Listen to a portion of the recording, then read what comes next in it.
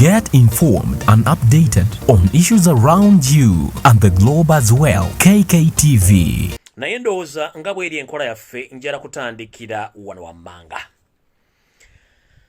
Ebiseera bisinga tugamba nti go anti nkudde tuleppuke. Buli lw'otinkula ekintu ky'otasobola ojja kuba okifunamu obuzibu. Buli lw'otinkula ekintu ky'otasobola buli lunaku oba ojja kifunamu obuzibu. We twogerera essaawa zino ebigambo bingi ebitambula. Era bitambula ku social media era ibadde bitambula. Naye ndowooza bimba ntandika nabyo ndowooza. Njala tutandika bwenti ebiseera bisinga nze ng'omuntu nzija ne mbawo information ne ngenda oluvannyuma bintu ne byezuula nti bituufu. Era nga bwe ntolo kikola sigenda kulwawo. Information gye nzize mbawo mwenna ku social media mugitambuliddeko muzudde nti ntuufu. Ebigambo bingi ebibadde bitambula ne bira bikyatambula. Naye mwegendereze nnyo. Ekisooka abana abasajja kye basinga okumasitalingamu kye kiyita diversion. Diversion bwe waliwo amawulire agagenda okufuluma nga gakosa government bafuba nnyo okulaba nti baleetawo emboozi ezidivertinga. Ekyo bwe kiba tukimaze bano abasajja baalya dda ssente za President Museveni ng'abeekiise nti bali mu N.U.P. Abamu banoonya we tubakwatirako batandike okuyomba bagende twabagobye. Abalala banoonya diversion banoonya omuvumira agenti gundi yanvumye tuvudde mu N.U.P. Njala bategeeza ekintu kimu. Ffe tuconcentrating ku bantu abasigadde mu N.U.P. Abasigadde tukola ki? Tetugenda baconcentrate-gako. Ekyokubiri njala tutegeeza eggwanga nti omuntu yenna ng'oyagala okuwagira ekibiina kya N.U.P. oli wa ddembe. Era omuntu yenna ng'oli wa ddembe okuva mu kibiina kya N.U.P. n'ogenda mu kibiina ekirala wa ddembe as long as yose toyonoonye eyo.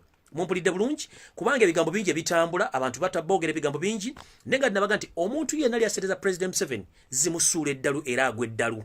Mumpulidde bulungi abantu bangi batandise okwogera Olufalansa boogera kino boogera kiri. Ne kati nga sinaba kugenda wala njala sooka kukola ekintu kye tuyita okunnyonnyola okutegeeza abantu katono nnyo ne tugende ku mulabo mutuufu. Kino njala kikola nga nkiise clarification. Ekisookera ddala njala bategeeza amannya agange nze Fred Kajubirumbuye KkTv. Ndi muwagizi wa N.U.P. Ndi muwagizi wa People Power era ndi member mu kibiina kino. Era ndi muna Uganda yagala enkyukakyuka. Atasobola kuva mu kibiina kino, atasobola kuva mu mugendo guno eyeewaayo okufiirira eggwanga lye. Kyekisookera ddala. Mumpulidde bulungi ebisigadde byonna bimula ku mutembagano ebitambula ebyo tebiriko mitwe n'amagulu kubanga nze neereeta ate nze Uganda nze bantu nze ayagala change. So ebigambo byonna bitambula byonna tebiriko mitwe n'amagulu. Ekisookera ddala njala kukola clarification ku bantu bano jo abakoze press conference ne bayita TV zonna ez'eggwanga ne zitula we bali ne batandika okwogera amafuukuule. Ngera sooka kutegeeza mukulu Barunyampire. Mukuru Barunyampire eyita Bamwagala nze mmanyi nga Barunyampire. Mukuru Barunyampire next time oba obudde obulala bw'obanga ogenda kulimba ggwanga oddangayo ne bakusomesa mu nsomesa entuufu ey'okulimbamu abantu. Ekisooka bw'obanga ogenda okulimba eggwanga okimanyanga nti information gy'ogenda okufulumya ntuufu era olina ogiraga eggwanga. Ebintu by'okubuzaabuza abantu n'okubafuna nti basiru tebikyakola. One, omuntu bw'akugamba nti oyise press conference ng'oyagala kuwaayo information ng'ogina ntuufu ogezangako nnyo okutunula mu kamera nga bwe ngitunulamu n'ogyayo information n'ogiwa eggwanga ligitegeera. So mukulu Barunyampire, stop fooling Ugandans. Abantu b'ofulinga abantu bakulu. Nze n'emyaka 42 gw'olaba ekigambo nga bwenkyogera sikikyusa. Wazze n'oyita TV z'eggwanga zonna ne mutuula ku press conference ne mudda okudiscussinga omwami gwe bayita Lumbuyo n'ayogera no Chemical Ali. Ne muleeta tactics zammwe enkadde za NRM zezeekozesa ze tuyita blackmail, divide and rule. Eyo kirasi nzize ngisomesa abaana ba People Power all along up to now. Nkyabasomesa bayita blackmail and diversion and blackmail, diversion n'ebintu ebisigadde ebyo. Kati ezo tactics zammwe ez'okusiga abantu enziro mubalooze nti abantu bagenda bakyawa. Eyo tactic nfu muddeeyo mugirivising bulungi. Nze kunze tukikikola kumula kijja kukola. So mukulu Barunyampire eyita Bamwagala dayo osome kubanga kafero yatugamba nti amagezi gaba ga mutwe so si mugejjo. This is to remind you. Omugenzi Prince Job Paul kafero nti amagezi gaba ga mutwe so si mugejjo. You may think that you have a big head, but nothing is in that head. Temuli kirimu bwongo bukalu. Never ever mess with the Chemical Ali of Fred Lumbuye. Kubanga nina obwongo bwange netegerera. Whatever you came with byakusaze dayogende bakutraininge bulungi lokole okonene ngange nze siri mwangu nnyo wakutegeerera nga gobolowooza mukulu banyuyampire wawulira mbweno omunyankore nagirangu nonyampise ekiniga nonya mu mpale mwabadde ku live ya mwejjo nga mwefuula nti mumanyi nnyo nenga mukola bikyamu okitegeera kati ate kirungi nti olugero lwenjogedde olumanyi nti olugero lwenjogedde olumanyi mu lunyankole kyetutegeeza so be very careful otherwise ojja kuba oli ku live nga mukola ebintu by'ekisiru weeyononere mu ngoye ekyo nkimazi so mukulu balunyampire kanjagale nsooke nkole clarification esooka 1 nze ng'omuntu sikumanyi nkoma kukulaba ku social media nga munda Uganda that's all. Secondly njagala oveeyo with the proof wagambye ina voice notes zange wayise national television zonna mu Uganda noziteekawo at your stake noziteekawo n'ogamba oyina chat zange between me and you nina enamba zange ziri 2 ate zonna ziri public nina enamba 2 zonna ziri public zimanyikiddwa njagala obuulire ensi message zoyina zogamba zenkyatingana nga nsaba sente ziri luddawa era namba ki gye wakozesezza njala soka clarifyinga mwana mu system gye tuyita ya blackmail ne ku social media kuno omuntu asobola okukozesa enamba ey'okubiri n'agisevinga mu ssimu endala n'ateekamu erinnya lumbuye Fred oba n'ateekako chemical ali n'uploadinga n'ekifaananyi n'ateeka mu contact eyo n'akola kye tuyita self chat n'echatting information gy'aba ayagala ekyasobola okijjenga obuyinza naye njagala balamu wagambye nti olina obujulizi njagala oleete ennamba kwe mbadde nkyatingira nayo kuba nze sikumanyi kula ku social media kyekisooka ekyokubiri okwate voice note ozikwata oziwe TV za mu Uganda zonna ne message zonna ozibawe nga nkyatinga nayo nkusaba message nkusaba sente ekisooka ekyokubiri balamu bw'obanga osiriwaza genda osiriwaze ennyoko so si banna Uganda kubanga bategeera njagala osigale ng'omuntu omukulu atoola bino ebintu byabongo si mutwe singa gyali mitwe nga gye gitegeera obunene bwagyo singa gwofuga eggwanga lero okuba nti amagezi olina matono that's why nti okyakozesebwa njagala obeere ng'omusajja omukulu bwayise press conference nga nze singa nali nkumanyi ngera nti mboss mid name nambayo gwe nkumanyi Museveni anonyeze ebbanga lona ne iso teryali sobola kwogera nange gwe ne bofuna ofunye hayi yange osobola ogiteeka ku social media njagala oveeyo obuulira abantu era okuwaate message zonna oziwe media nga bwe wakoze ekyobusiru nodira amanya gange nogateeka mu New Vision ne bukedde okuprintinga to blackmail me njagala okwata the same messages ozikwata oziwe New Vision ne bukedde nga ziri mu namba yange ezimanyikiddwa ziri public okwate voice note oziwe N.T.V BBS Sorot oziwe bazizanye publicly banna Uganda bonna ndoozi ebitundu 55 ku buli 100 bamanye eddoboozi lyange njagala okwate voice note zoga nti zolina ozikwata oziwe media zo mu Uganda zonna bazizanye ne voice ne message yoga zedina please ahojja kuba otegedde ensi nti olimba eyo system eya blackmail divide and rule mukama oji yakusomesa nfudda yosome magezo ina matono whereby nti tosobola kujja mu public n'olimba ensi nze gwolimbirako mazze mu system y'ebyobufuzi emyaka 25 nga nimbi byobufuzi bino mbimanyi bulungi nnyo bwe babizanya era kyova olaba nze nenga nti kankole clarification to the public okubategeeza nze struggle nagitandika njagala tesirigivaamu sikulidde ku ssente za Museveni sikulidde ku ssente za kitange yanza ne mmange ne bankuza mpaka olwaleero njagala eggwanga lyange njagala banna Uganda sobola kuva mu banna Uganda wakihurira mbweno okitegedde njagala okwata voice note ogenda oziwe N.T.V Soroti nga bwe wazikoze mbw'ozirina nga ziri mu ddoboozi lyange njagala okwate message nga bw'ozirina zonna zogenda mbw'ozirina ng'akyatinga na kusaba sente ozikwata oziteeke mawulire nga bw'ogeeza n'okuba story mu New Vision Bucket ndasabye sente mu 7 oziteekeyo then there ntujja kula ebiddako naye oba tozina just keep quiet toddamu kwasama mukulu barunyampire take care of yourself bw'oba time togirina nze nina abaana ab'okulabirira nina eggwanga lyange lyenjagala n'okukyusa ensi luck enough nti gwe tokyayina mwana kubanga oli useless father so go and hold yourself properly you're organizing yourself ofuna abaana b'okulabirira kuba tolina baana toyina budde please mukulu barunyampire weetereze nze siri kirasiyo you might be having money nga nze ndi mwavu nentegera okusinga omuntu alina sente ate nze sajja mu struggle kukima sente kubanga nezinkuziza okutuuka mu myaka 4 sigozimpa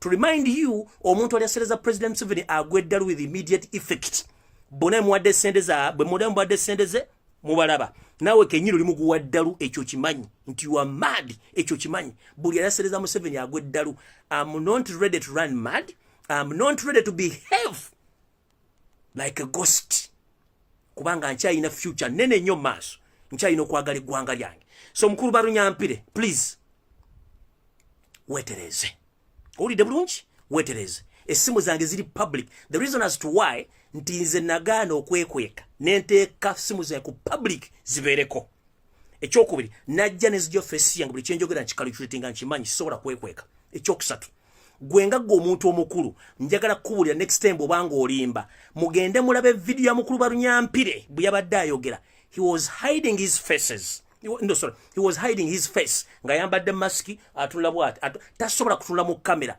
eyo sign eraga nti omuntu alimba bw'obonga oyogera mazima gwogere nga otunulidde eye to eye contact oyogere obulira abantu but obwedde otunulere otunulere weebuzaabuza kuga ebintu byonna babita mwenna muli half baked bambega ba Museveni mwenna muli half baked byemukola tebitegerekeka genda onoonye bali abantu abalayisi bogenda okwogera nabo nze sirina muwendo kubanga ne Uganda teyina muwendo kitegedde si bukolwa buli omuntu wala ku social media omugula ndi priceless kubanga njagala mange Uganda ngeteredde so mukuru Barunyampire eyita Bamwagala wetereze I'm not your class you have media in your hands please messages bawe bazisome voice notes ziwe bazizanye but if not that stop fooling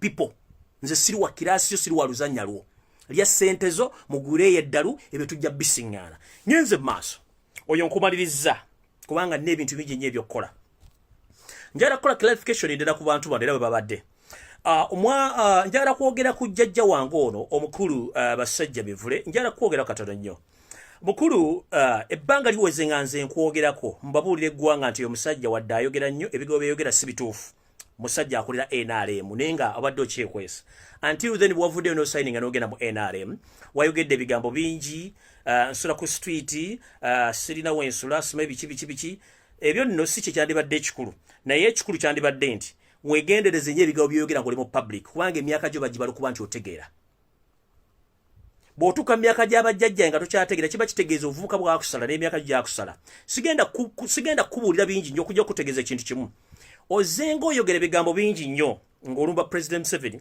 ng'olumba gavumenti naye ng'oli mukozi we ng'ogaa nti tosobola kubeera mu nsi etali mu masomero nga gavumenti ekoze masomero temuli malwaliro corruption mungi ebyokulonda babibba batta abantu Museveni munyalwanda mu nsi temuli mirimu mu biki njala kubuuza bino bwamaze okulya omugaati gwo Museveni yabikoze kyekibuuzo ekisooka ekyokubiri njala kutegeeza public nze sibeerangako ntebe era sipangisangako ntebe sina kijja kyabajjajja bange ntebe nze banzalira ku Lubaga Road musajja lumba opposite musajja lumba flats nkulidde mu Sirwanga nakati mwenkyawangalira obuvo bwange n'obuddo buli gomba nziikibwa ttanda kiwambya nebijjajja babijjibe ngo ebiri so bivule N.U.P siberangako ntebe ekyo tolimba bantu kijjewo ekyokubiri I'm self-employed here in Turkey if you want to know me please kubira embassy ya Uganda mbutuluche ejja kukubuulira ambassador wali amumyuka wali nakolagana ebyo abana Uganda birawe bali bajja kubulira ni Lumbuye Fred ani Kajubi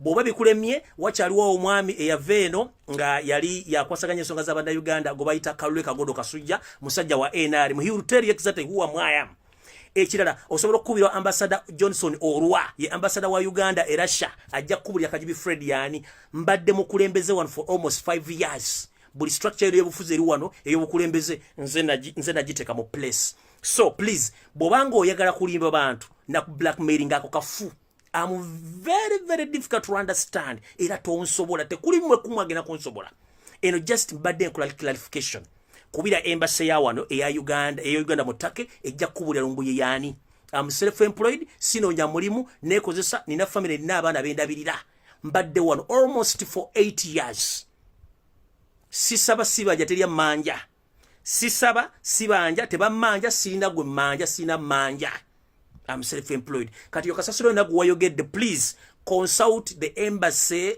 the Ugandan embassy in what in Ankara they will tell you each and everything concerned about me kubanga abakozi bamba manyi who the hell I am ate mbadde mukulembeze for 5 years So whatever olokoso you are passing, genda bakusasule sente zo off my name nesonyiwa. Nkubulide gyenzaalibwa, gye nazaalibwa ne gye banziika. Ebiwayogedde byonna fana byo. Gwe sigenda kulu wako kubanga njagadde kola kind of clarification ku information gye mwafulumizza. Ekyo mukiwulidde bulungi, mukitegedde bulungi, saagala balwisa kati ngenze ku information eddako. Okay.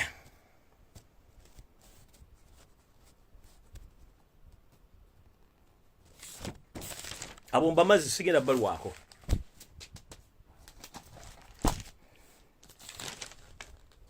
Okay, sigenda balwako. Sharing a video eno. Njala tegeeza abana Uganda mwenna kuba kati muwedde. Mweze. Waliwo ekigenda maaso ku ssetendekero wa MUBS. President Museveni, Electoral Commission ne State House n'ebitongole by'okwerinda biri mu kuregisteringa millions z'abantu 15 ku ssetendekero wa MUBS Nakawa. Amatendekero gonna gaawummula era tewali mwana asoma.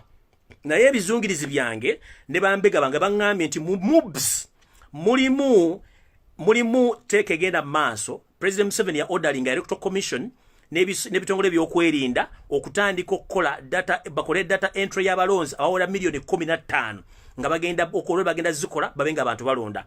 Abaana bennyini abasoma mu MUBS nga bakolagana government wepo n'abatwala ssetendekero ono bamaze almost ennaku 4 nga bali mu kukola ekintu kino. Omwana ayingira n'omufaliso afuluma amaze okukola mulimu gwe akowa yafuluma gwe basasula. Ssetendekero saa zino akomwa military SFC n'abajaasa bakuma president. Ekyo kigenda maaso kimukoledde ennaku 4 nakati kyagenda maaso ku MUBS Nakawa. Bayina data go bayingiza wa millions 15 za kubba bulu ez'abanda Uganda. So mu byo mwebuuza nini numbers ze batujjako bazitwala wa eno ye data system gye bade bagenda okukola. So omuntu yenna ali Nakawa ngo osobola okutuuka Nakawa era tuba tusaba amaje gaffe mugende mangu muzingeko no MUBS. Waliwo ekigenda maaso bali mu kuwandiika abantu abawera millions 15 nga bakikozesa abayizi abakolera mu abasomera mu MUBS. Oli ayingira n'omufaliso gwe afuluma maze kola mirimu gye ne bamusasula n'agenda. Ne information njije ku label source kubanga nayo bambega lwamuni nawo bambega. Mutegedde bulungi. So mukulu Museveni ebintu bye mugamba byonna bye mukola byonna bigenda baswaza. Kino kibagamba open nti bwe mugamba temugenda ku rigging akalu mugenda kumala biseera kubanga for information tujifuna. Kino ekifo kikumiwa ISO, SFC, police, military n'abakuumi abalala baki abali mu government ngenga bakikolwa Nakawa okurecruiting oba okuwandiika mu data ya Electoral Commission millions 15 ez'abalonzi. Kino kigenda maaso. Ekyo nno kikolebwa Nakawa ku MUBS era musobola okugenda uno mbisanga wakati esaazo bayinza obiddusawo ne babitwala. Ekyo nno nkivuddeko sagale kirwako. Tugenda natugamba nti ataali okutambulire akusibira ya menvu. Mwe mwatutinkudde kati katulepoke. Tugenda kulepoka tutya. Mwatinkudde Kyagulanyi mujjako empaka ku zedi nga mukozesa mukulu mabirizi male kubanze sagala kuvuma n'ekyokubiri njala kukola disclaimer. Mu information endala bwe mwawadde ku mutadde press conference za TV zonna mu Uganda mu mentioning nti nze nagamba nti Kabaka Muffu video zange gye ziri eziwere 14 ku social media ku Facebook ne ku YouTube. Njagala basajja mivule ne barunyampire mugende ku social media wonna mukwate video nayogerera nti Kabaka Muffu kabaka ndalangira nti Kabaka Muffu mugitwale mugiplenge ku TV zamu kuba mulina amanya gasobola kuzanya ekintu kyonna ku media mugijo mugiteeka ku media mugizanye bwe mbate mugirina. So keep quiet temudda mukubuzabuza bana Uganda. Video zange gye ziri bulungi nnyo tekuli kigambo kye ndali njogedde timbika Kabaka. Eno information mwagikozesa kubanga nategedde ku macho bwaddoja basajja mivule wasoko ogerako na rudla wasoko ogera na Katikiro wa Buganda oba eyali Katikiro wa Buganda Karoli Charles Peter Mayiga muwasanya na kuwa deal ey'okujja okwatakinga but you wasting a lot of time on me kubanga wasanya naye ali bubi bwaba omukazi asulira kuzaala bwaba yakuwadde deal weeyo oyogere ebikubita kankana. Video zange gye ziri clear kwambadde monitoringa Ssaabasajja Kabaka mpaka lwayingidde mu ggwanga olwaleero. Ekyo nakyo njagala kukola clarification about it. Video zange gye ziri bwe mba mulina obujulizi nti namugamba nti Kabaka yafa mugende muzijje muzanye ku TV mulina mandate mulina buli kimu mugende muzizanye. Ekyo nga nkivuddeko. Mwakozesa mabirizi okutawanya Kyagulanyi Ssentamu buli kimu. Ngera bagamba tufunye buyina w'omukyala Janet Kataha Museveni byonna ebyo buyigizo byonna biri fake. Ne tufuna buyina wa Museveni namutandise jjo ne mumbaterayo Facebook omanyi Facebook enaku zino ina emize Facebook bana batamanya ngaba bamanyi today information entuufu bakubira Facebook netandika okumutinga information eyo naye nga te information eba ntuufu kati njala bategeeza omuntu yenna osobola okukwata essimu yo n'ogenda mu Gola Moses kwe tuyita Gogo n'omubuuza who is Jeno Yoweri Kaguta Museveni eita Kaguta Museveni ejja kubuulira sites nyingi za kubuulira Museveni yaani ojja genda mu Gola Moses still gwe tuyita Gogo oteekemu Jeno eita Jeno Muhoozi Kanyerugaba ejja kubuulira yaani gye yazaalibwa first and foremost mwakubidde Facebook ne freezinga post eyo naye ne mwerabira Gogo temusobola gi freezinga one okumanya ebintu byebibuzabuza ng'empale za gwe kenyini President Museveni gwe kenyini ebintu byo tebitegerekeka nebya mutabali wo tebitegerekeka certificate je tulina original eraga nti ono yazaalibwa mu Kenya naye ku Gogo mwateeka nti yazaalibwa Dar es Salaam mu Tanzania naye ne mwerabira okukyusa ennaku z'omwezi still certificate je nataddeyo eraga Muhoozi obuzaalibwe eraga nti Muhoozi bamuzaala ennaku z'omwezi 24 omwezi ogwokuna 1974 certificate eno ejje bulungi amakulu g'ekintu kye nabadde ntaddeyo ejje bulungi n'ekugamba nti Museveni amanya g'amatuufu yeyo seeri tubaharurwa rutabayisirwa gemanya g'amatuufu gegali ku certificate ya Muhoozi era neekulaga nti Museveni we bakola certificate eno yali operative wa Uganda State Research Bureau ekitongole ekyali kikwasaganya ebyobukessi mu ggwanga munda during Obote's regime ate nga ye department gye yalimu era mwe yaseddekera badde okubatuusa okutuuka waali era still birth certificate yene ekulaga nti Muhoozi gwe mumanyi Kanyerugaba amanya g'amatuufu naye ye Muhoozi Kanyerugaba turahabulwa rutabayisirwa naye lino erinnya tubahabulwa lino erinnya Museveni baali mutuumira waabwe Rwanda ng'ava Rwanda ng'akyali mwana muto ekivunulwa nti Museveni tawabulwa mu Lunyarwanda kitegeeza Museveni takola ki tawabulwa kana akabonero kakulaga bulungi nnyo nti alina bamuwabula bawere 200 ne tekulya mu magezi mumpulidde bulungi kati bino ebintu bina mujja mbuzaabuza bina mbuzaabuza eggwanga kubanga mwabitinkudde ono certificate ye kulaga nti munna Kenya mwe mwabuzaabuza mbamuza Dar es Salaam Tanzania kiba kitegeeza mu constitution ya Uganda gye tulina ekugamba ebintu bino wammanga kambi basomere bulungi mu bitegeere mumpulirize bulungi constitution ya Uganda ekutegeeza bwete in the law the law in Uganda says you must be a citizen by birth to stand for presidents in Uganda. And the president is not a citizen by birth. And there is no hospital can say he was born in Uganda. Ekivunulwa nti omuntu okubeera nga okwalifying okubeera nti oli munna Uganda ogenda kufuga Uganda oteekeddwa okubanga oli nzoola ya munna Uganda era nga azaalibwa mu Uganda. Njala kubuuza ekibuuzo ekisooka Yoseri Lutabayisirwa mutabani wa Kalekyezi wazaalibwa mu ddwaliro ki mu Uganda? Yoseri Lutabayisirwa mutabani wa Kalekyezi eyita Museveni Kaguta wazaalibwa mu ddwaliro ki mu Uganda? Kyekibuuzo ekisooka. Ngenze kwokubiri. The law further states if both your parents are born in Uganda and the child is not born in Uganda, the citizen by birth could mean by blood or descendant. Hence, that might give you the right to stand. Wano bagamba nti abazadde banga bonna bazaalibwa mu Uganda nga gwe ate tewazaalibwa mu Uganda kiba kitegeeza nti gwe omusaayi gwo gukukakatako sitiro okuba nti osobola okufuuka munna Uganda era osobola okwesimba okuwa Uganda. Njala kubuuza ekibuuzo ekyokubiri. President Museveni maama wo si munna Uganda, kitaawo Kalekyezi si munna Uganda, sitiru nakana akawakatirwa toyina woosobola kubeera munna Uganda era tosobola kufuga Uganda. Do you copy? Ngenze ku kirala yine bwenkomaawo lwaki neebonyaabonya ne bwenkomaawo ngenze ku kirala. Baloya baffe bawandiikidde Uganda Examination Board ye N.U.P ne bawandiikira Electoral Commission ne bawandiikira ne court nga bagisaba batuwe ebyobuyigize bwa President Museveni. Nakati nazzi kuno ebitongole bino bikyagaanya okuwa ebigezo bya Museveni olw'ensonga tebasobola kubijja kuba tebikwatagana. One, kyetwagala batunnyonnyole President Museveni P7 yagisomera luddawa era amanya kwaliko ku paslip ya P7 kwaliko manya ki. That is primary 7. Secondary twagala kumanya amanya Yosero tabayisirwa mutabani wa Kalekezi ku yatulya senior 4 gali mu manya ki era yasomera ku somero ki ekina kyatubuli. Twagala kumanya nti Yosero tabayisirwa mutabani wa Kalekezi senior 6 certificate yagisomera mu somero ki era eri manya ki. Era twagala kumanya koti etubulire Museveni yakyusa di amanyo kuva mu Yosero tubahaburwa rutabayisirwa okufuka Kaguta Yoweri Museveni kubanga Kaguta gwayogerako gwe yeetuma oli abeera step further way eyakwana nyina nga bamaze okusoma okuva e Rwanda. Jonna bataddeyo ka video nga kali omugenzi Boniface byanyima tata wabiri byanyima n'abalabo nna byanyima bazaala ng'akira yifayinga ku buzaali bwa Museveni mwakale bulungi nnyo. Omwami oyo bwe batuuka mu Uganda y'omu ku bantu abayambako Museveni okutuuka waali. Kuba Kaguta yafate sobola mubuuza ye yakuza ono musajja.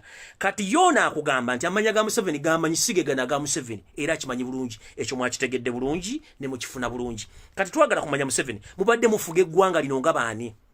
Ekyokubiri bino ebintu bye mutandise tukimanyi bulungi President Museveni weekuumiddeko ba refugee banno bonna bojje buli kitundu ky'eggwanga ekyenjawulo ekiranye Uganda obayingiza mu Uganda kubanga oli refugee. Ekirala wange eyo n'alikoleramu tasoboka taliyo yensonga lwaki mukola ovuyo buno n'okubuzaabuza eggwanga kubanga mukimanyi bulungi temuli banna Uganda. Here comes the president. Bano abasajja baamanya nti si banna Uganda ne babuzaabuza banna Uganda okutta bonna bale bamanyi history ne bagenda bakola ensobi mu constitution ya 1995 bagikwatamu ne bateekamu eggwanga ly'Abanyarwanda ne twebuuza Abanyarwanda basibuka mu district ki era be baani. Jukira nabagane bogenda mu Google noteekamu Rwanda bagenda kuleta Rwanda as a nation erina amawanga aga asatu mulimu Abatwa mulimu Abahutu n'Abatuusi. Sobodire eggwanga ly'Abanyarwanda obuteeka mu constitution wali okiralifayinga ggwanga ki ly'Abatuusi ly'Abatwa ly'Abahutu. If I may ask mwali mukiralifayinga ggwanga ki kubanga you knew somewhere you're going to be caught offside. Right now twagala kumemu abitinkudde mumwatinkudde bitu byakyagulanyi naffe katubatiinkulire twagala N.U.P before nga temuna munotinga mu Yosero tabayisirwa atubuulire yazaalibwa mu ddwaliro ki mu Uganda obuyigirize bw'okuva ku kirasi 1 okutuuka waali bwava mu buli manya ki yakyusa ddi erinnya okuva ku liri origine limanyiddwa ne mu certificate ya mutabani we okutuuka wano waali litwagala okumanya. Genze maaso mwabitinkudde eya Janet story njirina yonna ne social security number eye Sweden kuba kwatidde obulimba obundo obuyigirize obunanjirina. If it is possible nsobola okudda nekola video endala eyokubiri nayo kumwambula okubalaga ati family yammwe muli bakadoonya mubuzaabuzize eggwanga for all along nga muloza tugenda bategeera.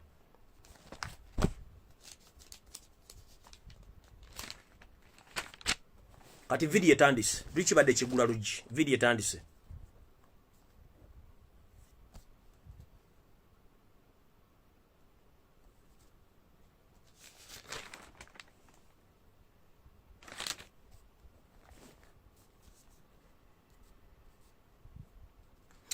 Tutandise bwe tuti Rwanda terulibusa mwichi eno enyi gye tukubya amabega oba gye tulimu ne zireeta omusajja omukozi wa State House mu mateeka amatuufu omuntu sivili atateekeddwa kukwata mmondo era mwalabye omwogezi wa polisi kyewandise ku mukutu gwe nti tebalina buvunaanyizibwa bwonna bubuuza mukulu gwe bayita sipapa ekimukwasa emmundu ekimutambuza n'emmundu balina kubuuza President Museveni kubanga alipotinga President Museveni. Njala bategeza officially omukulu sipapa ya contracting bw'anaawera mission ey'okusaanya Robert Kyagulanyi Center mu ng'amukubya amasasi. Eyo mission agirina mu ngalo ze 10 wandiika information eno. Sipapa ya contractingibwa okusaanya Robert Kyagulanyi Center ng'akozesa obuyinza bw'emmundu. Ekyo ekikolwa kiyakoze kye bayita sampling 1-2 oba testing microphone 1-2. Ekikolwa yakikoze ng'atambula n'emmundu za gavumenti ezimenya amateeka. Omwami ono lwaleetera lubusa najja ku kitebe kyaffe ekya People Power Constitute kwe yayise. Ye kennyini ne yeetinkula olutalo ng'ali n'abasajja be baadde basatu. Ono sipapa yajjidde yazina basajja ba SFC basatu ba agent bajidde motoka ya kika kya super custom emmotoka eno eri namba UBE 229 E ye namba plate ye motoka eyo super custom gye bajiddemu. Omwami eno byatuusaawo ebigambo byonna byayogedde byadde byakifuula nnenge nkiddamu yajidde mmotoka ya kika kya super custom ne ba agent ba SFC basatu ng'emmotoka ya kika kya super custom UBE 229 E emmotoka eyo gye yagiddemu okukola effujjo. Emmotoka eyo nnyiniyo bamuyita RK Kampala yamwazise emmotoka eyo okujja okukola effujjo. Njagala muwandiika ebintu bino wammanga. Nanyini mmotoka eno yajase sipapa okukola emirimu gino nanyini bamuyita RK Kampala ye nanyini super custom eno era n'endoozi ayinza okuba ali omwo. Kati ku bano bambega ba Museveni abagiddeko aba SFC kwabaddeko ba agent bano wammanga. Omu bamuyita Black wa SFC ono yabadde mu ngoye za bulijjo. Kwabaddeko John era naye agent wa SFC yabadde mu ngoye za bulijjo. Kwabaddeko ne Julius ono yabadde mu ngoye za bulijjo naye mbega wa SFC naye agent bona badde mu ngoye za bulijjo. Omwami ono okumanya bana abasajja basiru ate tebategererako ddala lino olunaku n'olumu. Bano baatuuse okukola ekikolwa ekyobusiru. Jjukira bulijjo mbagamba mwegendereze nnyo mu platform oba online. Iso yateekawo ne ESO ne CMI ne President Museveni mu State House okuba nti bukola diversion n'okuba nti bukola butandika okukola kye tuyita interview ez'ekifula nnenge.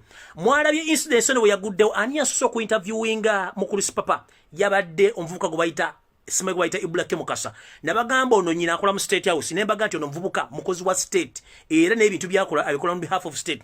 From nowhere Papa malukola effujjo n'okuba amasasi. Police teyazze tewali musango gwonna Papa gwe yaguddewo kubanga ffe tusobola kugulawo musango olw'okuba nti poliisi tugimanye kulaga ne President Museveni. Era Ibulake Mukasa ye yazze okulikodinga ani omwami ono Papa. Information gye yayogedde yagambye bw'ati. Yagambye nti ye abadde ayitawo n'ayimirira ne bwe yabadde ayimirira mbu abavubuka bafa ba N.U.P ne batandika omukasukira amayinja. Jjukira nali nabawooninga dda ngambagaye bana abasajja bajja kusindika abasajja batandika obbakolako obuvuyo baloze ne mugenda bakuba amayinja. Ono omwami kiri kuliko tewali yamukubyeko wadde ejjinja n'eri bazze ne mission yaabwe. Era bwe byogedde ku TV n'agamba mbu bamukubye amayinja n'asukka n'avaamu. Eno njogera ye kubanga nkotinga bigambo bye. Bwe yavuddemu ne banne ne bavaamu ne yabadde ali awo. Jjukira basajja mivule yagamba nti abadde akolagana ekibinja kya N.U.P nga mulimu abavuka bawandiika okujja gavumenti ya President Museveni. Kati wano baagala kutandika kuteekawo implication ya mundu ekyo mukimanyi bulungi nnyo. Ono omusajja Papa n'agamba nti bwe navudde mu mmotoka nadde ndyawo ne wajja omusajja ng'alina dreads najja ne mundu natandika okuba amasasi mu bbanga ne tuyingira mu mmotoka ne tukola ki ne tudduka. Yagambye nti ono omusajja Rasta yabadde ava waki ku N.U.P office yadde ne mundu. What implicates this? Kiba kiraga nti ono yazze ne mission okukola effujjo n'okulaga nti yakutte mundu n'akwa amasasi yabadde wa N.U.P. Ako nako kafu ddayo ka revising Mukulisi Papa kubanga okusomako kikulu naye ate obanga tulina magezi mazaali kitegeeza oba musiru nnyo. Video mugende mugira ku social media mutandika okwetegereza byayogedde. Ate omwami ono ekyobusiru kye yakoze bw'amala okukola incidents n'afuna interview bwe yalowooza nti agenda kukola interview to blackmail Kyagulanyi blackmailinga N.U.P yalowooza nti ffe ba analyst tetusobola ku analyzinga nsonga zino. Ate ne police nejja ekola ensobi n'ekola note yeemu nti this we are less concerned about Papa. Ebintu bino bikwata Papa tulina kubuuza President Yoweri Kaguta Museveni kubanga yamuwa emmundu. Ekyo nga nkimaze. Omwami ono mu jjogoli erimu yakobyewo akawungeezi n'abuuza abavubuka ng'ayitawo nti kasukaali keeko oba twongeremu. In his own voice n'abuuza kasukaali keeko oba twongeremu. Bwe yabenze ku interview yalaze emmotoka nti baagikubye amayinja. Mbalayira tewali muntu yakubye emmotoka Papa mayinja. Ono yagenze maaso bwamaze okuvaawo awo n'atuuka ewantu watuuse ne batandika emmotoka ne bagidda damage nga bagikuba ennyondo oba ne bagikuba ekintu kyonna ekyagiresseko damage gyalaze ku TV nti bagikubye. Teri jjinja lisobola kuba mmotoka gireeta mu kinnya ye lya claiminga nowhere kubanga teri muntu asobola kusitula jjinja liweza kilo 2 bwalikasuke era obuyinja bakwata bubeera butono so tewali akasusse jjinja. Emmotoka kennyini yagyekubidde ennyondo ne bayaye banne okugamba nti N.U.P bakoze ki bakubye emmotoka eno naye kyabadde kikyamu. Ddayo revising enotisi z'Omukulisi Papa n'obusiru bwo. Njala tegeeza akakiiko akatwala N.U.P n'ebyokwerinda tubadde tusaba n'obuwombeefu okuva ku street ettaka lya Robert Kyagulanyi walitandikira okoma gye likoma tusabazira kisa mututerewo kamera zinkese zikwata ebifaananyi twewale obuvuyonga buno singa tuba tugenze mu kooti okuleeta obujulizi obw'ebifaananyi bitambula n'ebiyimiridde so nja kusaba n'obuwombeefu akakiiko ka N.U.P ne ba people pa mwenna abasobola please tubasaba mutugulirewo kamera okuva ku kizimbe ekisooka mpaka ku kizimbe ekisembayo kuba munda eri gyeziri naye ebweru wano tuteekawo kamera esobola okukwata ebifaananyi biyimiridde n'ebitambula tusobole okwewala emivuyo gino ono si papa singa otadde ne kamera zino ezadde zikwata ebifaananyi bitambula si papa yabadde awedde n'omusango twatugenda guteeka muki twatugenda guteeka mu kooti so tusaba kamera zibeerewaawo tusobole okukwata abagundi baana baki si papa n'abantu be si papa nga mmaze omumutegeeza bw'omala okukola obuvuyo buno bwonna n'ogenda mu media lwaki era media gye tumanyi nti ya government yakukavalinze nabagamba mwegendereze nnyo obukampuni buno buzze online busmaiz SB4 simanyi ono Ibrahim Mukasa bonna bakozi ba government era buli gwe bakolako interview ng'oli opposition oba oli mu government batandika kunoonyerezaako manya bakola kye tuyita profiling they are profiling you any other time or any other day you might fall into it ne batandika okukucunya nga bajja ku bujulizi ku bigambo bye kennyini bye weekoleredde oba bye weeyogeredde ekyo nkimaze njala genda ku kirala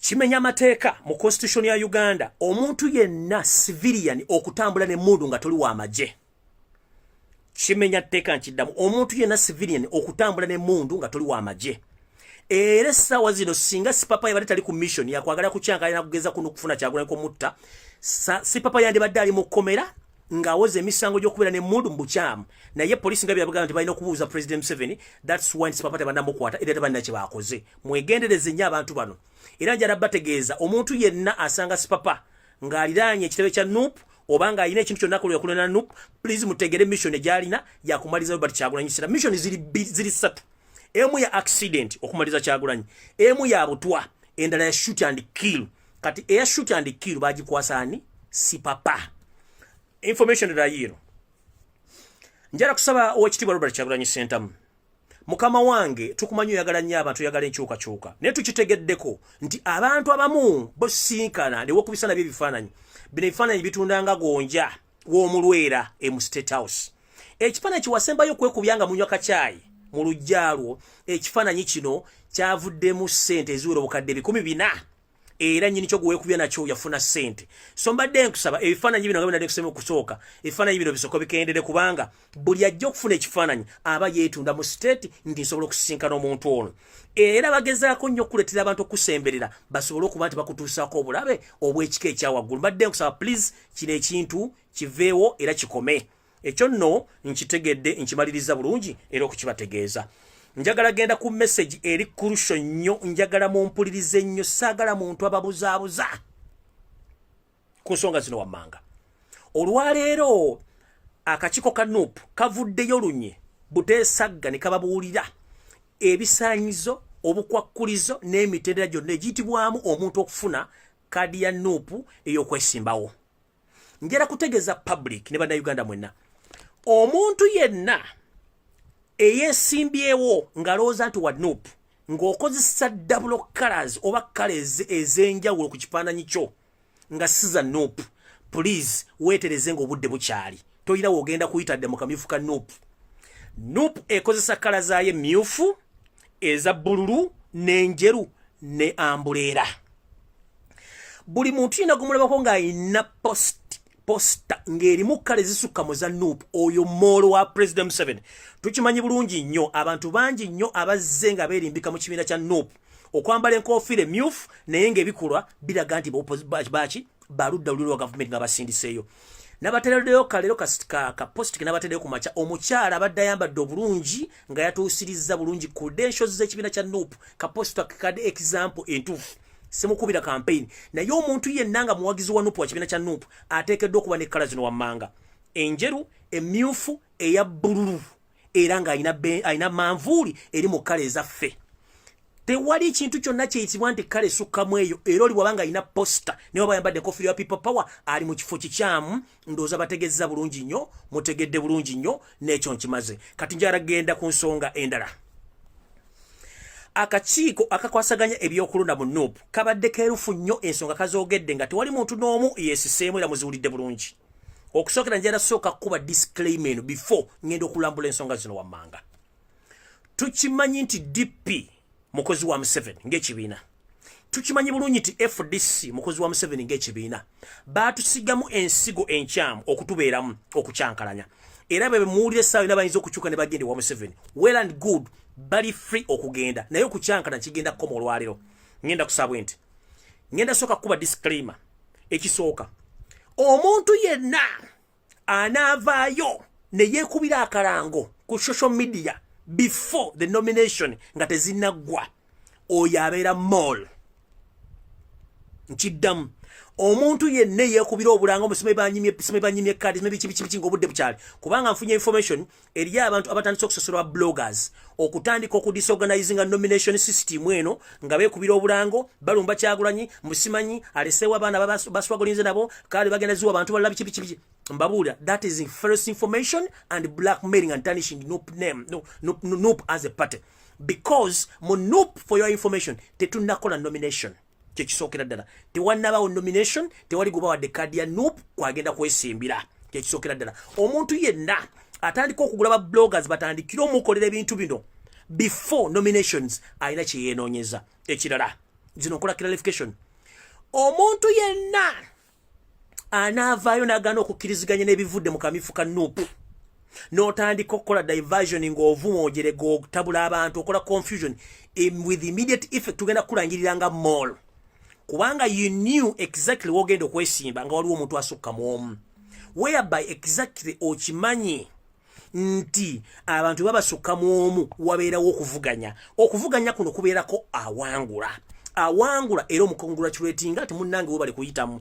Kati gwe bw'onoova mu kaluulu kano aka N.U.P nga bakuwangudde kadi bagiwadde omuntu omulala nojja n'okuba enduulu ng'oyagala okusosamaza n'okwona ekibiina kya N.U.P tugenda kulangirira officially nti oli mall.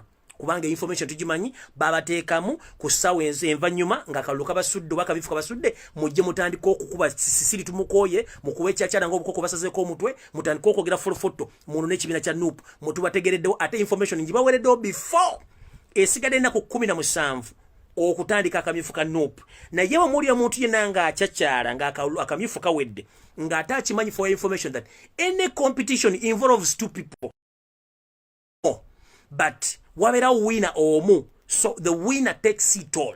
So gogoba wanguddeyo revising in notices but the moment you start shouting okublackmailinga okwogera kasasiro that is a big mistake tujja kulangira nti oli mall.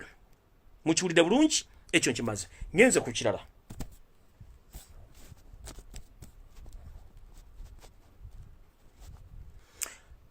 Akakiiko kabadde loud and clear ne kagamba ebintu bino wammanga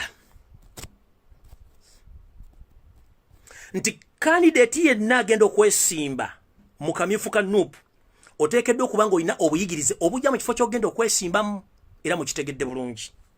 Ne bakutegeeza nti omuntu yenna agenda okwesimba ku kadi ya N.U.P mu kamyufu kaayo oteekeddwa okuba ng'olina fule kala za N.U.P ne symbols. Tetusuubira muntu kujja mu N.U.P ng'alina black, yellow, red, simanyi green bikoze bitya purple bagenda kukomya ku bunya togenda kuyingira. Mumpulidde bulungi omuntu yenna olina kujja okwewandiisa obogenda mu kamyufu kano ng'olina fule symbols ne kala za N.U.P. Whoever alina akatogo k'ebijanjalo oba ekibeero kya posta mukulu oba banyabo ne basseba balina ebibeero bya posta manye ekibeero emmere ebeera y'abavubi batekamu ensumaaki engege empuuta nkejje muwogo kasooli lumonde biki kawunga bye kibayita ekibeero. Kati omuntu alina ekibeero kya posta n'ekibeero kya mindset ng'alowooza nti yo okumixinga ebintu binayagala abantu bangi bamulabe ndi mu DP ndi mu FDC ndi mu UP, that is wrong.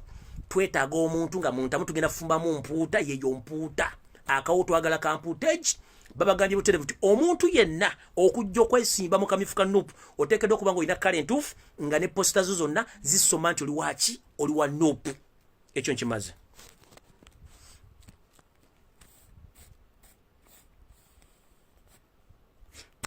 Ekirala candidate wa N.U.P yenna omuntu yenna ng'omaze okubeera n'ebisaanyizo byonna bino omuntu yenna kakiiko ak'ebyokulonda ali mu N.U.P bw'akusaba ssente oba ekyojja mu miro asobola okuyisaawo oba okukolera favor oba gwe n'owulira nti waliwo eyawayo sente gwe bakulemese, please reportinga ku bekikwatako with immediate effect, kubanga twagala kujja nsoli mazi zino ng'obudde bukyali. Nomination oba mu kamyufu ka N.U.P kabwerere tekaliko sente, nkiddamu kabwerere tekaliko sente. Omuntu yena kusaba sente mu N.U.P okwesimbawo oyaba akoze ensobi. Era information gye tulina eraga nti abantu bonna bambwayo sente mwaziwayo ku bwerere. Kali akalu kagenda kubaka amazima ndabwenkanya, ekyo nkimaze. Gye tukubye mabega mu kalulu k'abavubuka twafuniramu ebyokuyiga bingi, whereby n'abantu betwali tuwadde stamp okuwa abaana bafe bagenda okwesimbawo ku byalo kukaliza abavubuka. Abamu bamibwa stamp nga bamibwa enseekezi ezaali zeefudde za N.U.P nga si za N.U.P. Naye njagala bategeeza temufaayo nnyo. Abantu abakola ebintu ebyo twabategedde era bambawumuziddwa. Naye ne stamp ezo ezaakola ku bavubuka zaakoma ku election z'abavubuka. So oba gundi bazirina ezo stamp za youth elections. So step oba level ndala yonojidako ebyokulonda kadi zonna zirina Robert Kyagulanyi Center, stamp zonna zirina Robert Kyagulanyi Center, bakyakola kye tuyita scrutinizing, okunoonya bandi bantu ki abatuufu bagenda okukwata stamp ezo ku buli mutendera gwonna egw'ebyokulonda oguddako. Sabadde beeraliikiramu ate abantu babawa stamp ate beefudde. Ezo zaakomeeyo ku bavubuka era tezimanyikiddwa zaafa zaakola ki zaavaawo. Njara mbere bakakkamu emitima gibaterere, ekyo temuddamu kirowoozaako. Buli yatulyamu olukwe kwolwo we yakoma ne kaadi. So kaadi zino zonna please tumanye nti zirina Robert Kyagulanyi Center era ekyokukola akimanyi. Ekyo nkimaze.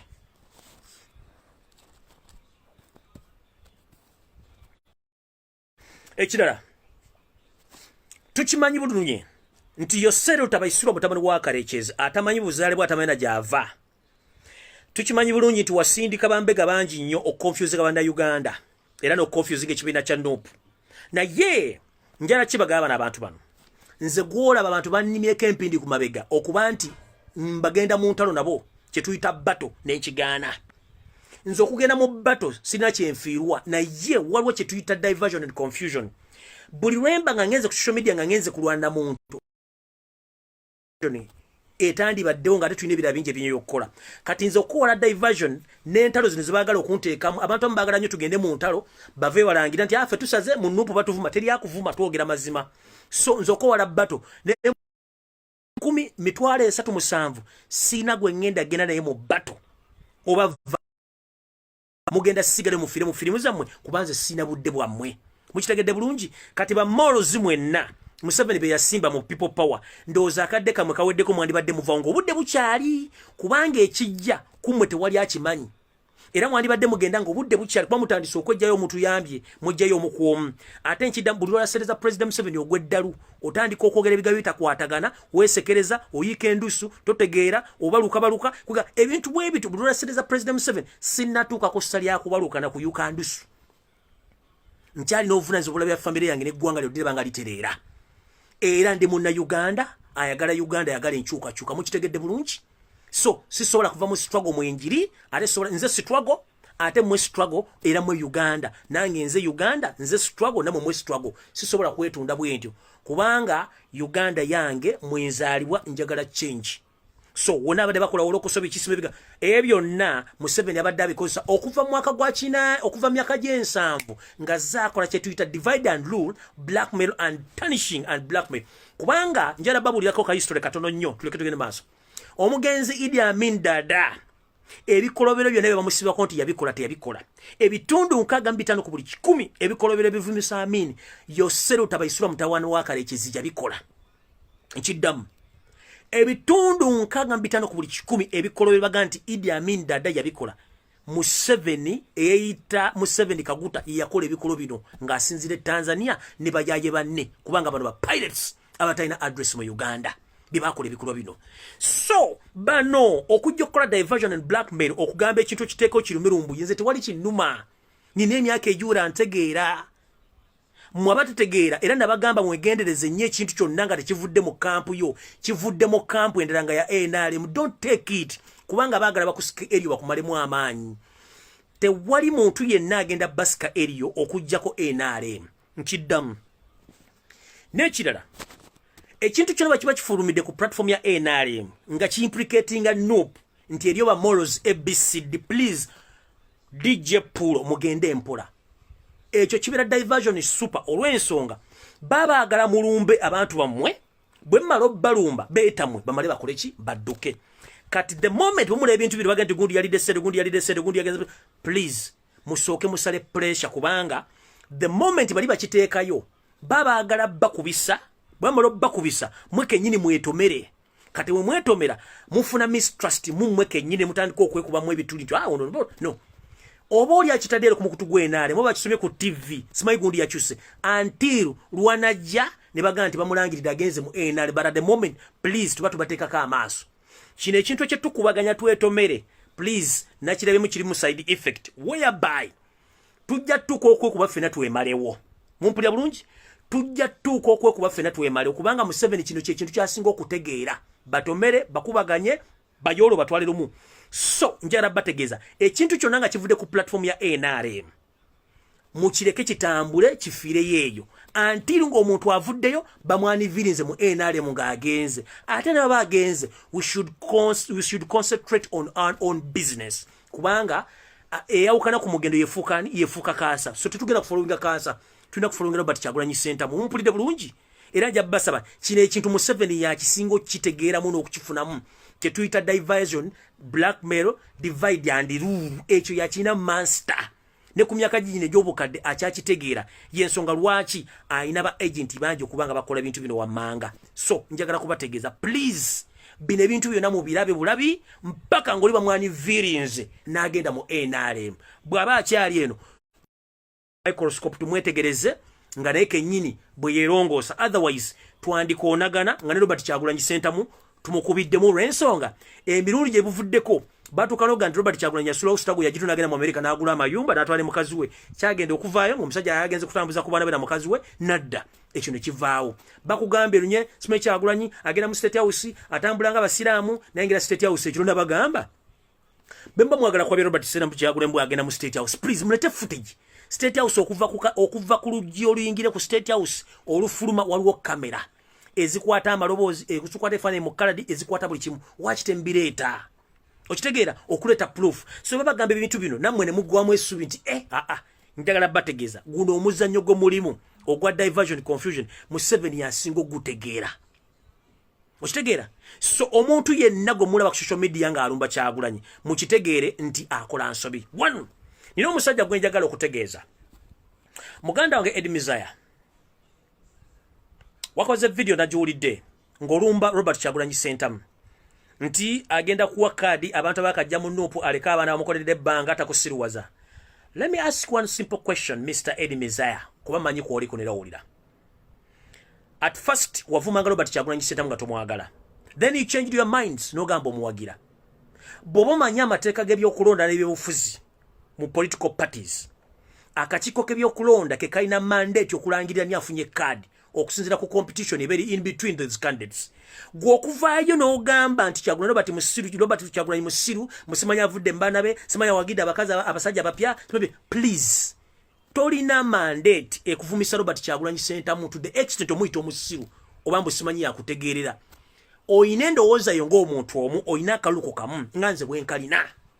It's better you keep quiet. Bw'oba oyina eyakusasudde omukufuuyira akadingidi please sente ziri but keep quiet. System eri open and logical.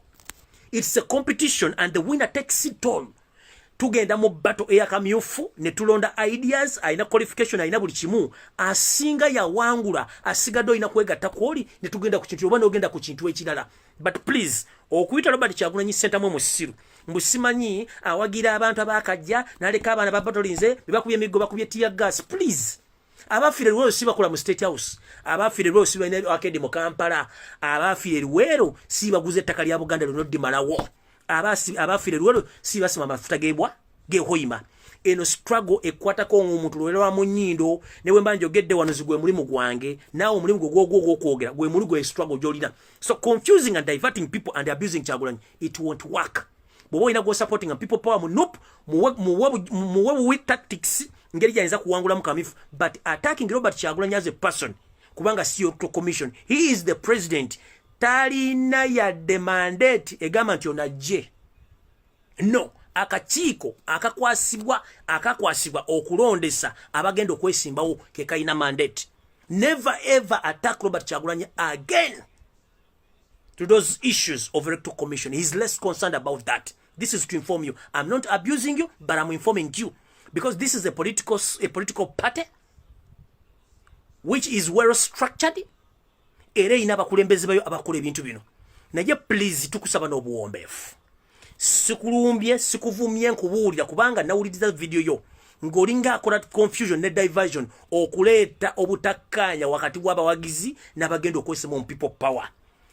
Nkugambye akamyufu gubeera muzannyo. Asinga obuyigirize obumanyirivu ne support yawangula era asigadde ayina kukkiriza. Naye singa gwe baba wangudde adawutinga n'atandika okukola parapase blackmail and tarnishing, tutegererawo oyo abadde mbega President Museveni. Kubanga Man U bwezanya ne Liverpool neekuba Man U. Ompuliriza? Liverpool tegenda kuba FA, tegenda kuba wagizi, tegenda kuba chi. Tegenda kuba Queen. Enonya kigenda kuddako ku the next match. That is the simple solution for that. Ate manyo wagira omupiira. Olya bulungi? Manyo wagira omupiira. Nti Man U bwesanga Arsenal neekuba Man U, Man U neekuba Arsenal. Ekisawo tekyekuba ngumi, era tebavuma Queen, tebavuma FA. No! Arsenal wa Man U eddayo ku drawing board negamba next match ngenda kukwata nti Sunderland badda ku drawing board banonya Sunday bagenda mu kuba bata. That's the only solution. But dividing people, confusing people, ngolokuba goyina gowagira, please tekikola. Mu political system oba multiple party system akamyufu ke kasalawo. Era yenna anava mu kamyufu ng'akuba enduulu musimanyi banzibye simanyi bakola ki. No. Credentials izo obusobozi bwo obutegeera bw'ebyobufuzi n'amaanyi goyina ku kyovola Robert Kyagulanyi Ssentamu byagamba, please nze sinze ngendo okunominatinga abantu abali ku ground ge maanyi go. Bwoba toyina maanyi ku ground sina kyenkwetaaza.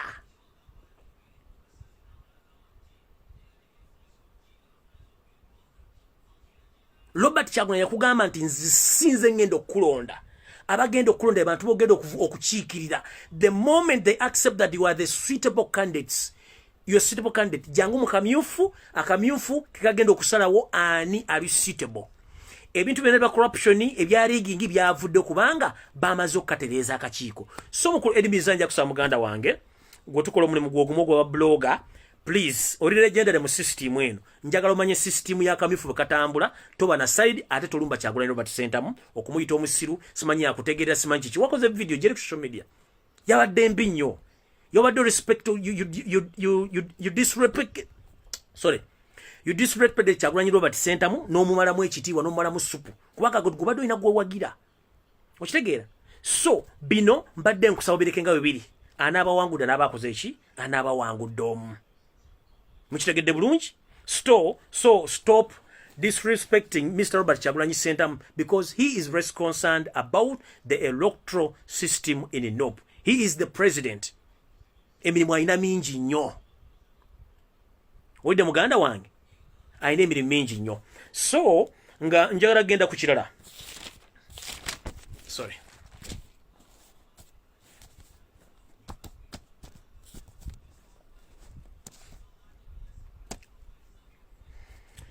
Ensonga endala ejja kukwata ku nsonga ezikwatagana ku bannayuganda ffenna.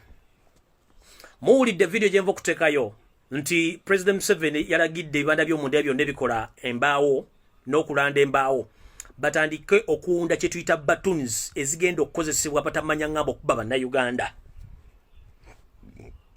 Mumpulira bulungi nnyo. Naye eno si yegenda okuba solution nkyogera lunye. Nze wadde ebigambo bye njogera ndibiddamu ne bwe ndiba ndi mu kooti kubanga nina right ebyogera. Mu politics gaba mazina ga nkima ekigambo kyonna kye njogera nsobola okyogera kubanga bya bufuzi. Sirina mundu, sirina jambya sitanko muntu. Nina right ekoma mu ggwanga lyange any given time wemba njagalidde. Giving out information is not a crime against humanity. But killing people, abusing human rights is a crime against humanity. President Museveni chakola. So yenna antisa I'm not going to come back to Uganda. I have a right okudda mu Uganda anytime anywhere. Bino ngenda okukola batuni zonna ze mutadde mu ndebe mbiwanda bino bikole batuni okuba abantu. Bagabo bango goba musajja munno olekanga mwaga nakozza. bobanga ogoba musajja munno lekanga mwagana akuzza ebintu bino birabanga ebyokuzanya n'ebyandi baviiramu akabasa ongoba nabbatu nenadduka wentuuse nga nange nabbatu nizotamanyi bulungi nenkuzzayo ekampiringisa nga ndabugisi mufungize so ebintu bino mubireke nga bibiri abantu badecide kye baagala olw'ensonga okutta omuntu si kwe kulonda okutta omuntu si kugenda okuteekawo bululu olw'ensonga ekyatekesa ebyobufuzi muntu kuba nti olina ideas when you lack ideologies that means voters won't vote you but when you have ideologies ngera osobola okuexpressing yourself okubulira public people will vote you but NRM right now you are lacking ideologies. The only system which you've remained with you in hand is to torture and kill and eliminate to get votes. That's all. Ekyo kibi nnyo kukiteka mu bwongo obwo nina kutta kusaanyaawo na kubuuzaawo ndi okempisa obukulembeze ekyo kikyamu kubanga singa bwe kityo bwe kibadde singa ensi ezisinga zonna ebyokulonda baabijjawo n'olwokuba nti bali abasajja bategeera batuula ku mmeeza ne badiscussinga issues ezigenda okukulaakulana bannayuganda ezigenda okukulaakulanya ensi zaabwe yensonga lwaki batuula ku mmeeza ne bakkiriziganya nti gundi ansinze era mu debate bakola polls ne bazikola ne bateekawo ebintu byonna ebiraga nti ono yasinze ono tagenda kusinga ekyo mukitegedde bulungi njala kufundikira nga mbagamba bulijjo mbagamba wandikola ekintu okulumya gundi omuzika ngo yabe muyambe ekkiriza tulwana ne media okuba nti promoting people power kubanga bagisasula neggwa but unfortunately indirectly Yoweri Utaibesirwa mutabani wa Karekezi and all media fraternities in Uganda we would like to appreciate for the effort of promoting N.U.P and Robert Kyagulanyi Ssentamu without your knowledge whereby the moment otandika blackmailinga Kyagulanyi the moment baloya basibo wabira Kyagulanyi abera mu place numpulira tasasudde wadde n'ennusu n'erimu mwezi mulamba wiki mwaka amanya ge gali mu place kiba kitegeeza you are promoting him nga tasasudde wadde n'ekikumi era towagala kwebaza mabirizi omulimu gw'okola gw'amaanyi nnyo keep on until lw'onoomanya nti kyokola kya busiru kubanga mwekuba goal one njala kubula mabirizi tolina wogenda kuwangula musango mu kooti ng'owangule Kyagulanyi naye ate nkuwalabula ekintu kimu President Museveni go bayita akozesa n'amala n'asuula owatutte omusango mu kooti mbubatadde criminal summons bayita Kyagulanyi Ssentamu mukwate omusango gugenda kusinga naye fine gye bagenda okukuba sigwa talina toyi tolina ssente ze bagenda kukusaba musango ago kusinza otherwise okujjako akagaaliko n'akasawo kakabeeramu ebita bya sate tu n'obukooti bwote n'ogenda butunda kuba tebuli valisone ze bagenda kukusaba so mu bintu byonna by'okola tukusaba wegendereze nnyo ekinava mu kooti wandisibire ruzira ng'ekikusibiza ruzira kugaana kusasula ssente za Kyagulanyi Robert Ssentamu zayonoonye musango gyonna gy'ozoomuwaabira naye indirect nga tokimanyi nti wandikola ekintu okulumya Robert Kyagulanyi naye ng'oyambe muyambe ekkiriza kubanga Museveni yabeera mawulire NRM ne Kyagulanyi basobola okufuna airplay ku TV mu mawulire mu nkuubo ku social media nga boogera ku Kyagulanyi mutukolera omulimu gw'amaanyi mwe temukimanyi mukola ky'amaanyi nnyo nga temukimanyi nti mupromotinga Robert Kyagulanyi Ssentamu kubanga media yakusasula fere tulina sente ne mutuyamba kumupromotinga ku TV ku radio ku social media wawona ninga temandati indirectly okitegera so bino ebintu byonna emukola Museveni nkunyonyola Museveni he is a loser he is a user akweyambisa n'amala n'akusuula ekinava mu kooti eyo wallahi ogenda kusibira luzira nenze njala obebaza nnyo mwebale ku promoting Robert Kyagulanyi Ssentamu TV zimwogerako radio zimwogerako empapula za mole zimwogerako ku social media bamwogerako nga muli kubya simete yasoma simai yalimbe myaka eyo promotion temugimanyi like Balaam did Balaam you thought you are going to blackmail me oyisewo kyoyagala eyo system old tactics eya Museveni gye yasobasomesa nkadde nnyo but unfortunately omuntu okuwandikako mawulire ga Uganda na New Vision bukedde kitwala sente nyingi nnyo kubanga mugasasulira but you made a mistake nogenda notekayo for photo propaganda nomuteka mu New Vision noteka amanya gange that means abatalina simu za smartphone nga basoma mpapa uliya za they're going to ask who is rumbuye atawanya government ya President Museveni ajjo government ne team zonna TV okujja press conference nga bogera ku muntu omu. That is eyo credit je mwakoze to promote mimu jebale nnyo mwebalire ddala. Kyebgati oyinza okukola ekintu okulumya omunonzi kango muyambe kkiriza. Nze sibera nkombokedde, sibera ko mu New Vision, sibera ko mu Lupinji, sibera ko TV. But yesterday mwakoze ekyajjabi, TV zona ne zijje za Uganda, ne zogera ku Lumbuye, amawuli ne gawandika Lumbuye, kati who is Lumbuye? Nenga mumuloza, you are blackmailing him. Okitegera? Mukole ebintu nga mulowooza ekintu kyenkola nkifunamu bwe sikifunamu. Eyenkola eyokusirwaza abantu mbalooza nti gundi mukyamu nga mutadde propaganda Museveni yagikozesa ddala kati emulemye kyetumenya kati gwegiwaze nayo. Nze nyina tebeera nko ku TV ya Uganda mpapula za molo sibeerangamu. But unfortunately you made a mistake, you promoted me. No wandika mbukedde New Vision ni simanyi mawulire ki TV zonna zoogera ku nze. Tola nti oli musiru nnyo. Kyagula bagamba nti Muge agenda kuranninga the most ever expensive campaign. This is exactly what is taking place right now. Omupromotinga n'abantu be abamukolera emirimu gye. Okitegeera? Use your common sense before you do anything. Gwe kimeke kitegeeza muntu kuteekamu New Vision oba kuwandika mbukedde. Kubanga talina smartphone ya group apolo mukadinaso Lumbuye yani bagwedde ki? Uno musajja yani atisa acyankalanyiza gavumenti tukumuteeka mpapula mawulire. Tochiraba mukola ebitu nga temmanyi kubanga goloza bona okola propaganda blackmailing someone nokutanisha ngeri nyali nti you are promoting your system and regime okunzija mu system. Nabagamba nja sigala nga ndi omu struggle n'abalaba n'abagoberedde nja sigala ku mulamo sijja kuvaako. Nkiddamu nziikibwa miti ya Nattanda Kiwambya.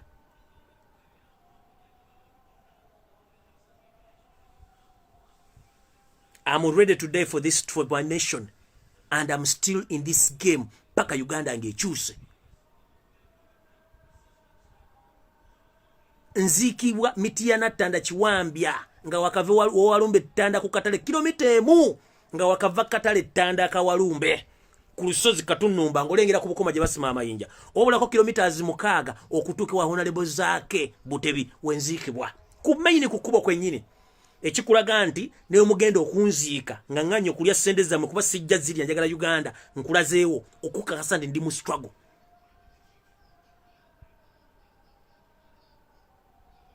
So mwale ku promotinga Kyagulanyi nga tatadde mu wadde n'ekikumi mwale ku promotinga Lumbira tuka mawulire ge kampala ne ku TV nga sitadde mu wadde n'ekikumi kubanga airplay ku TV okuzanya ekintu ky'omuntu kiri wakati wa miliyoni 6 ku 5 oba akalango konna. Okuzanya ekintu ku radio oba erinnya kiri wakati wa mitwalo 6 just mu dakiika emu. Okuwandika ekintu mawulire okufuna omukomulamba kikwetaagisa miliyoni 1.8 okuteeka mu mukogo. Kati nze sisasudde wadde demo wakozesa Sereza State okupromoting ekintu okumpromotinga nga golozo nyononera linnya wenkugamba nti wandikola ekintu okulumya gunonzika ngo yambe muyambe kkiriza. Mukulu Barunyampire eyita Baruga Hare eyita Balamba Runyampire wetereze run the ethics and those old tactics tezikyakola mbu blackmail tarnishing someone's name hopeless bitumukola bya kisiru.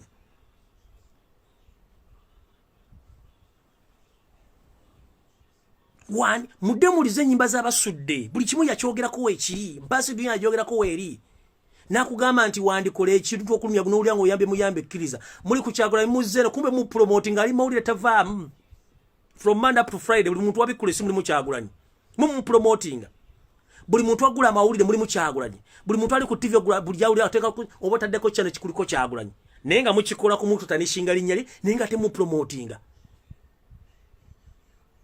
Okitegeera kyetubagamba nti mwabulo ideas musobola okukola. If I'm nothing, why do you concentrate on me? If I'm nothing, why do you concentrate on me? There are so many big people in N.U.P, in FDC, in DP. Why do you concentrate on Lumbuye? Lumbuye is nothing. Nkola mulimu gwange gwa Uganda okukyusa Uganda. Nitandika okukola emboozi z'ekisiru mukulu. Awo twabuukawo dda twavaawo dda.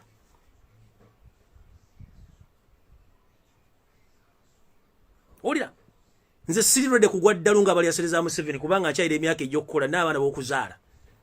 buli asereza Museveni yagwe ddalu okulaga nti ndi mu struggle sola givaamu nkubulide obananziika ate nga sigenda kufa kati n'okula ku nsi empya n'okuzala n'abaana bange abakyandi mu ntumbwe no bazaala n'okulabya family yange obabulya nti Uganda yeri basomesa history okubabulya biki ebigenda maaso nemwe bali nnyo okupromotinga kya Robert Kyagulanyi Center mu buli kimukola mwe bali nnyo okupromotinga people power na N.U.P kubanga teva mawulire nga tesasudde walode kakalango ka N.U.P mu kumawulire ku TV walode kakalungu ko N.U.P ku TV wa ku radio yonna nga Robert Kyagulanyi simanya kasasudde. Ask yourself, why is it that every time we kula TV kuliko N.U.P kuliko Kyagulanyi free of charge mu promotinga ne enale mubade mu campaign wane simeza akamifu kamwe musasula billions and billions of money promoting ekibiina kyamwe fete tusasula N.U.P logula TV bot channel proof N.U.P obiwa Kyagulanyi Center N.U.P problem Kyagulanyi people power temukiraba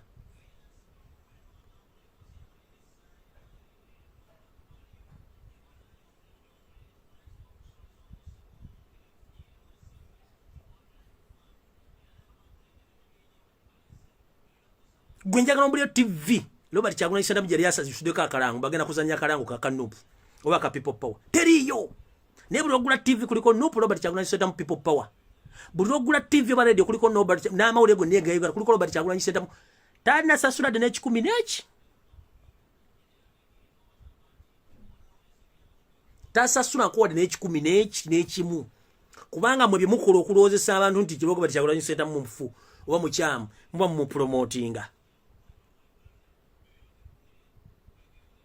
Oshtegera so bile bintu mule ebyokutiisa mwogera kasasiro please fe wetu lita tugenda kuvaawo ndi mu people power ndi mu N.U.P mpaka last ate nokula ku Uganda empya paka lweneberawo mumpulide so mukuru barunyampire eyita baruga hare omunyankore na agirangu no nyampise kininga nonya mu mpare esawe ja wetereze. Next time, if you are lying to the public, owango yogera mazima, look into the camera direct with your two naked eyes. Never ever look aside when you are giving the right information. But due that you are lying to the public, wabado tunula side yeri, musime no bujulizi, ninempa polo, tunula mu camera, go wazeitide wazesasulide. If you, baba wadi na information entufu, waisama ule TV zona, watch wadi the information yeno jibawa. Watch about the voice note nebazizanya simple zijeyo. Stop fooling Ugandans. So mukuru barunyampire barugahara. Be very careful. Be very careful.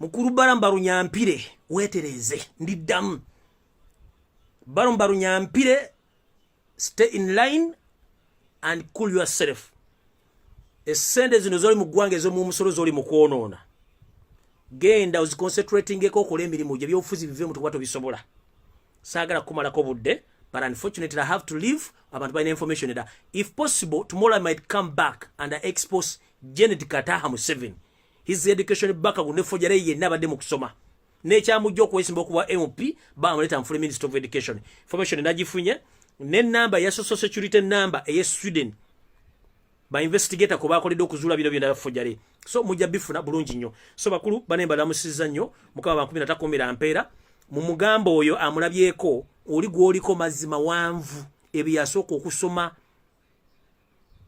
byonna bimukole mwana soko okusoma oli de mukulu so njala baleka mutegede bulungi bimba gambye abagenda ku mobs mwangwe mugende mutukwatira ababbi abali mu kola abali mu kuingiza data wa 15 millions zibagenda okwesa mu kubakalu mugende mbatukwatire mulide bulungi so propaganda badata ambula bikibijo wendi mpaka last.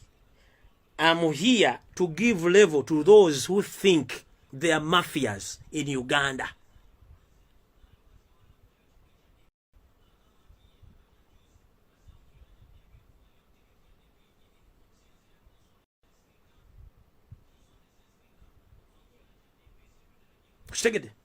So mukuru baram barunyampire oba barugesimi because barunyampire baram wetereze before it's too late. Njagadde basibulira wano mukaba 13 either tomorrow baddi mukaba 13 mpera mweraba. Thank you for subscribing to KkTv.